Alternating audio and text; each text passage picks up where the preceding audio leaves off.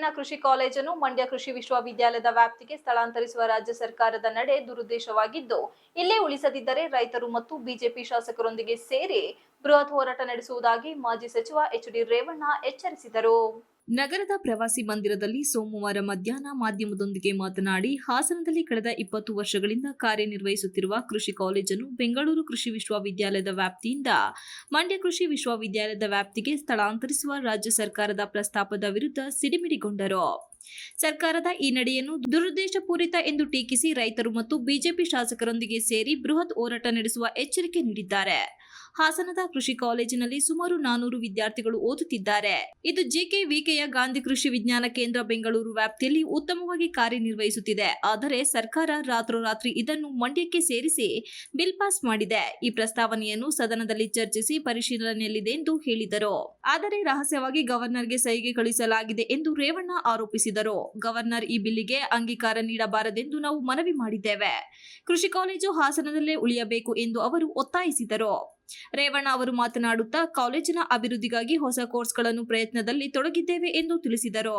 ಆರಂಭಿಸುವ ಮಾಜಿ ಪ್ರಧಾನಿ ಎಚ್.ಡಿ. ದೇವೇಗೌಡರು ಕೇಂದ್ರ ಸರ್ಕಾರಕ್ಕೆ ಪತ್ರ ಬರೆದು ಹೊಸ ಕೋರ್ಸ್ಗಳನ್ನು ತರಲು ಮನವಿ ಮಾಡಿದ್ದಾರೆ. ಆದರೆ ಸರ್ಕಾರ ಈ ರೀತಿ ರೈತರ ಹಿತವನ್ನು ಕಡೆಗಣಿಸುತ್ತಿದೆ. ರೈತರೆಲ್ಲರೂ ಒಗ್ಗೂಡಿ ಹೋರಾಟ ಮಾಡುತ್ತೇವೆ. ಬಿಜೆಪಿ ಶಾಸಕರು ಸದನದಲ್ಲಿ ಈ ವಿಷಯವನ್ನು ಪ್ರಸ್ತಾಪಿಸಿ ಹೋರಾಟ ನಡೆಸುತ್ತೇವೆ ಎಂದರು. ಸಚಿವ ಕೆ.ಎನ್. ರಾಜಣ್ಣ ಅವರಿಗೆ ಸಂಬಂಧಿಸಿದ ಹನಿ ಟ್ರ್ಯಾಪ್ ವಿವಾದದ ಬಗ್ಗೆ ಪ್ರತಿಕ್ರಿಯಿಸಲು ರೇವಣ್ಣ ನಿರಾಕರಿಸಿ, ಈ ಬಗ್ಗೆ ಇವತ್ತು ಏನು ಮಾತನಾಡುವುದಿಲ್ಲ.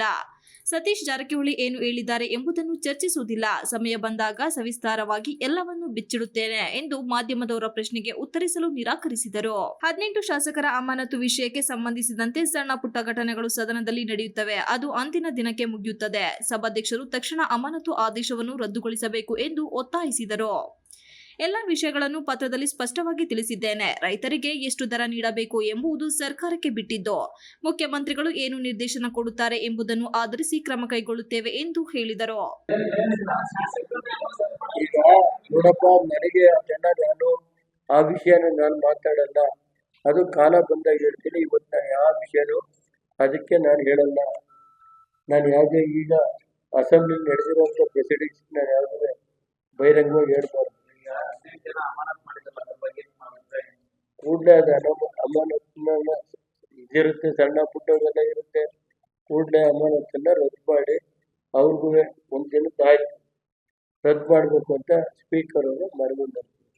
ಅದ್ರ ಮೇಲೆ ಮಾಡಿದ್ರೆ ಸಂತೋಷ, ಮಾಡಿದವ್ರು ನಾನು ಏನ್ ಮಾಡಬೇಕು? ಅದನ್ನ ಅದು ಅವ್ರು ಬರ್ಕೊಂಡವ್ರು ಮಾತಾಡ್ತಾರೆ ಸರ್, ಅಂತ ಕೇಳ್ತೀವಿ ಸರ್.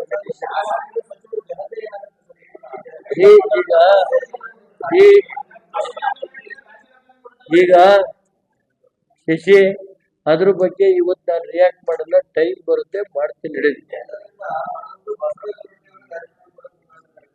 ಆಯ್ತು. ಮಾಜಿ ಪ್ರಧಾನಿ ಎಚ್.ಡಿ. ದೇವೇಗೌಡರು ಕೇಂದ್ರ ಸರ್ಕಾರಕ್ಕೆ ಪತ್ರ ಬರೆದು ಹೊಸ ಕೋರ್ಸ್ಗಳನ್ನು ತರಲು ಮನವಿ ಮಾಡಿದ್ದಾರೆ. ಆದರೆ ಸರ್ಕಾರ ಈ ರೀತಿ ರೈತರ ಹಿತವನ್ನು ಕಡೆಗಣಿಸುತ್ತಿದೆ. ರೈತರೆಲ್ಲರೂ ಒಗ್ಗೂಡಿ ಹೋರಾಟ ಮಾಡುತ್ತೇವೆ. ಬಿಜೆಪಿ ಶಾಸಕರು ಸದನದಲ್ಲಿ ಈ ವಿಷಯವನ್ನು ಪ್ರಸ್ತಾಪಿಸಿ ನಂತರ ಹೋರಾಟ ಮಾಡಲಾಗುವುದು ಎಂದು ತಿಳಿಸಿದರು. Srinivas, TV 46 Malenadu news, Hassan.